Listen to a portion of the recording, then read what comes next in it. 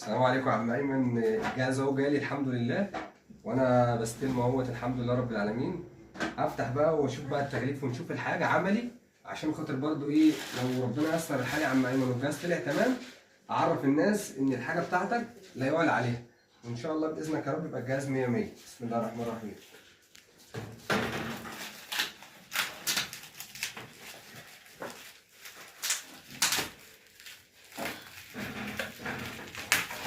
خليك هنا يا سيدي.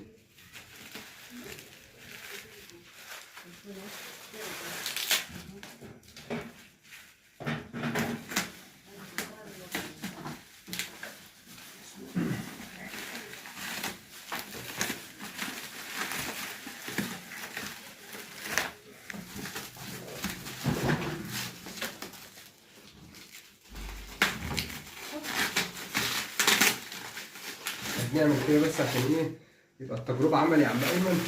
طبعا انت راجل سمعتك سابقاك ما شاء الله، بس ايه الواحد بيعمل كده علشان خاطر للامانه واحنا في ايام كريمه. بسم الله الرحمن الرحيم. تقفيل اهوت زي ما الناس شايفه برضو ما شاء الله، يعني انت عندك اهتمام بالحاجه، ربنا يجازيك كل خير، كأن الحاجه حاجتك مش حاجه الزبون بس.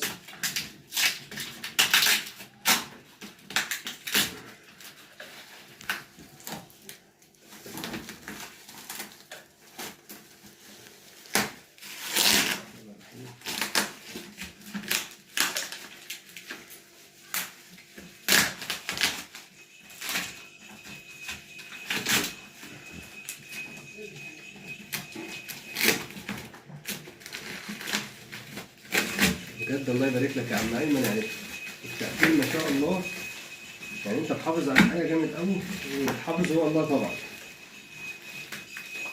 ربنا يجازيك كل خير، انا مبسوط والله، ومتاكد ان شاء الله ان الحاجه جميله وما فيهاش اي حاجه بفضل الله يعني.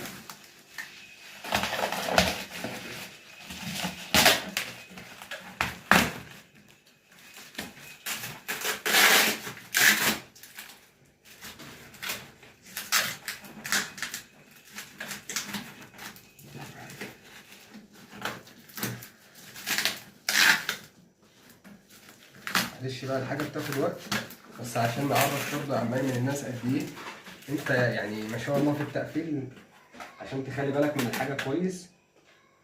ربنا يبارك، اللهم بارك طبعا.